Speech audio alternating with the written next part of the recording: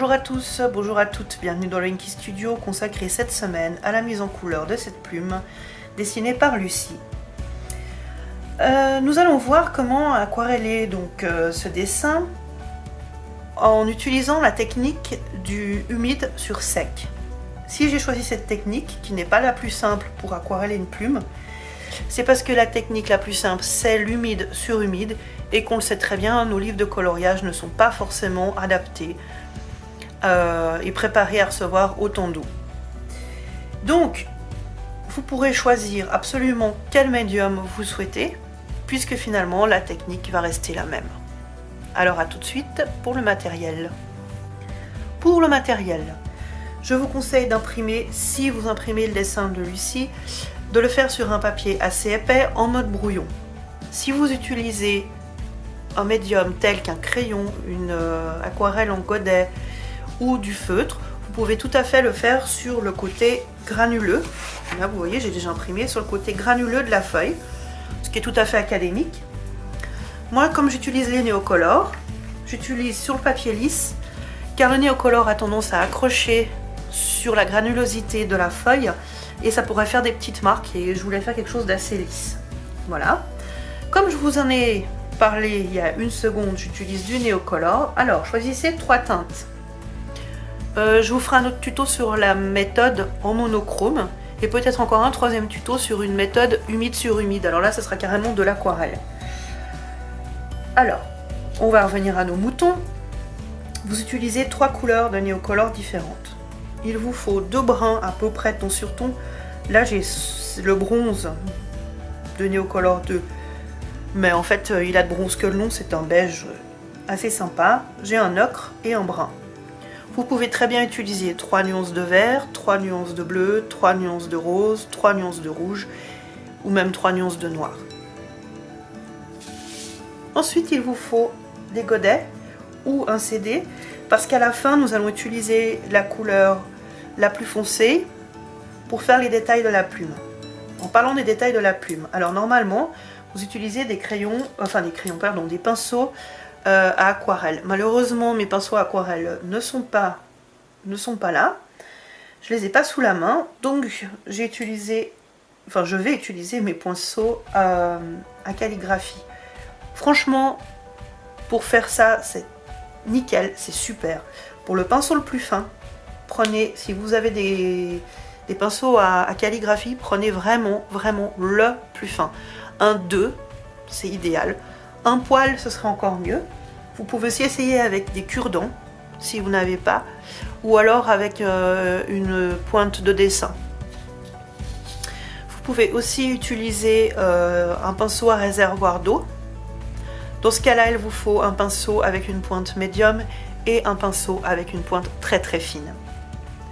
Voilà, je pense que le matériel est prêt, on va passer au tutoriel.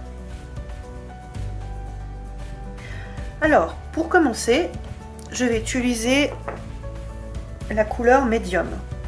Je vais mettre de côté la couleur la plus sombre. Avec ma couleur médium, je vais passer à droite de ma plume. Donc, si jamais je vous conseille, si vous n'utilisez pas le dessin de Lucie, d'utiliser cette technique pour en fait l'intérieur de la plume. Vous voyez, la plume est un peu incurvée. Vous utilisez le foncé pour l'intérieur et le clair pour l'extérieur. Donc comme le coloriage que j'utilise là n'est pas très grand, je ne vais pas trop appuyer. Et je passe mon brun.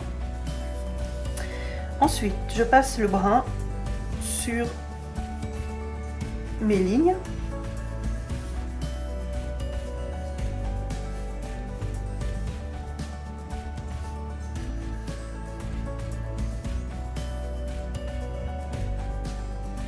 De l'autre côté, je vais juste passer mon brun sur les lignes.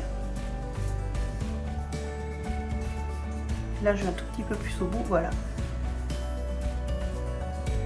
Ensuite, je vais utiliser le brun le plus clair. Je vais le passer le long du centre de ma plume à l'extérieur cette fois.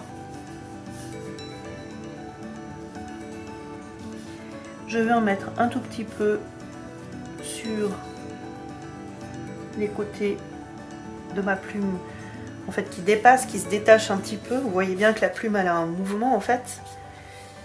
Un petit peu ici. Voilà. Et je vais déjà aquareller cette partie-là qui en fait est la base de mon coloriage.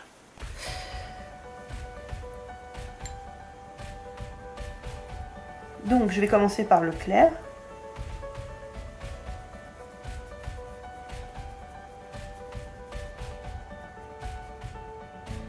Je vais aller chercher le foncé que je vais ramener vers mon clair. Là, je prends le clair, je le tire.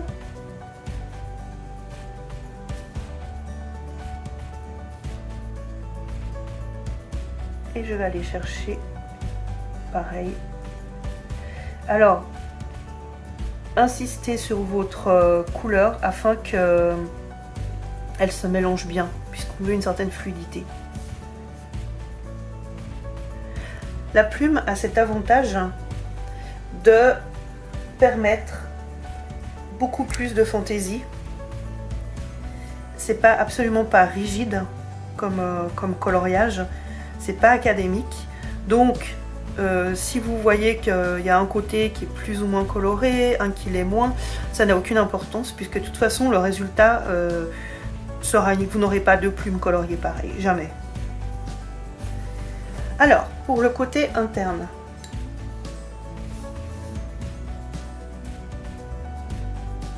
vous faites pareil, vous tirez votre peinture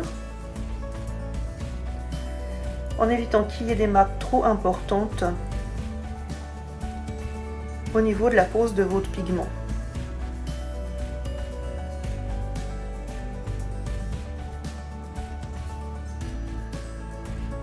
Donc logiquement on part du bas et on monte comme ça, à partir de là, voilà.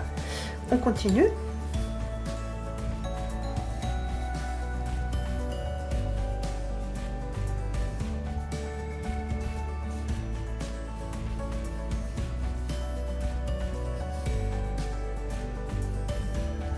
Alors je garde mon petit brun clair dans la main parce que je vais évidemment le réutiliser sous peu quand mon colo sera encore humide afin de ne pas avoir besoin de rajouter d'eau.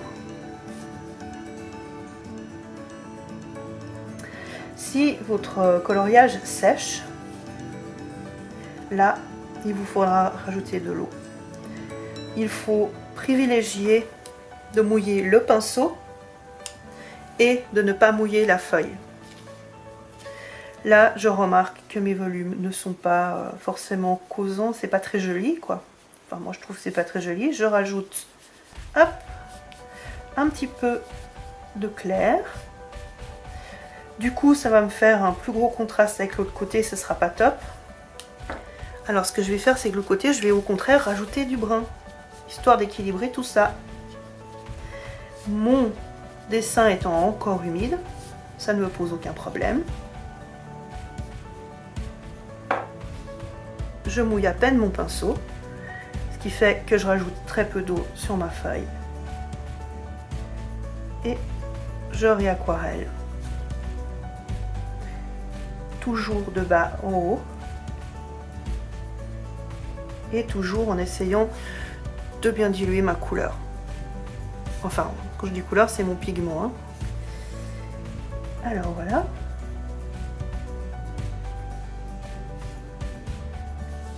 On fait pareil ici.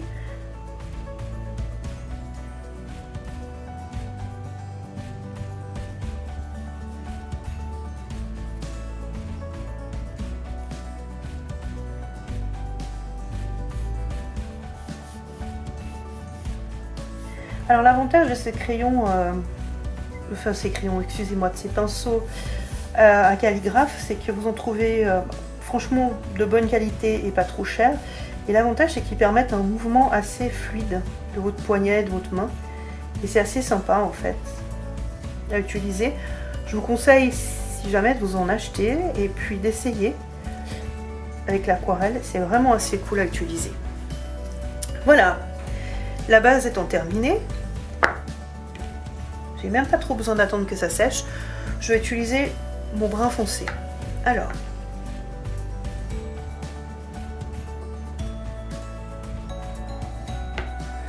je le pose dans mon godet, je change de pinceau. Si vous n'avez pas de godet, un CD fera très bien l'affaire. Autrement, toute surface un peu en alu, c'est sympa, ou en plastique.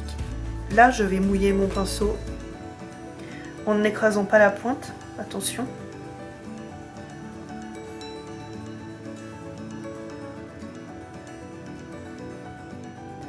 On va passer au détail. On va encore travailler sur du humide, c'est-à-dire qu'il ne faut pas trop traîner. Alors, donc maintenant je vais m'attaquer au détail de ma plume. Je vais donc prendre le pinceau le plus fin et le brun le plus foncé que je vais appliquer dans ma palette, et puis je vais pigmenter mon pinceau.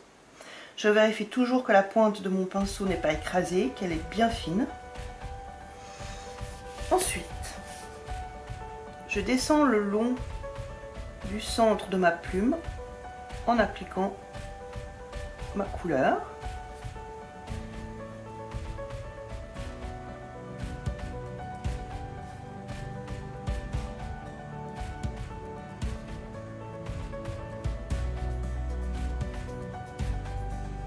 Pour le bas de ma plume, j'applique à droite et à gauche. Je rajoute un petit peu d'eau et je repasse. Voilà. Ensuite, je pars toujours du centre de ma plume et je tire des traits fins le long. Ah, il est l'heure. Le long du centre de ma plume. Et je continue ainsi de suite tout le long.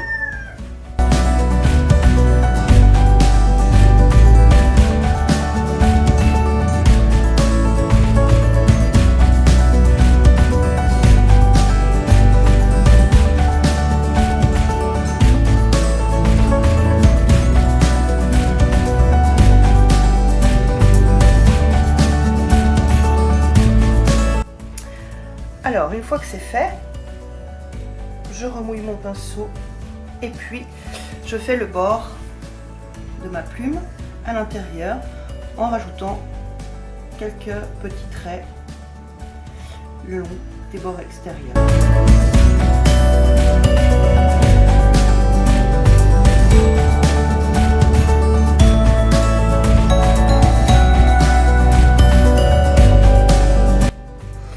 Alors, lorsque vous avez terminé de dessiner des traits le long de la plume extérieure et le long du centre de la plume, vous prenez votre pinceau que vous pigmentez et avec des petits gestes de tremblement, vous dessinez les petites plumes inférieures. Voilà.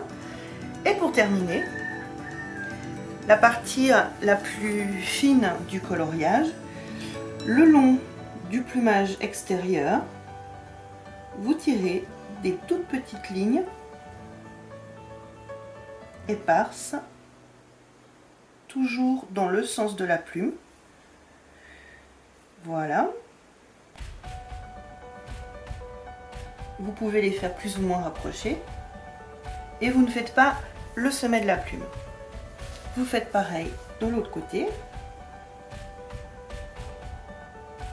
C'est pour ça que je vous conseille un pinceau de calligraphe, parce qu'ils sont vraiment très fins et c'est assez simple, c'est simple à faire avec ça en fait. Vous pouvez très bien à ce moment-là utiliser un cure-dent ou une pointe.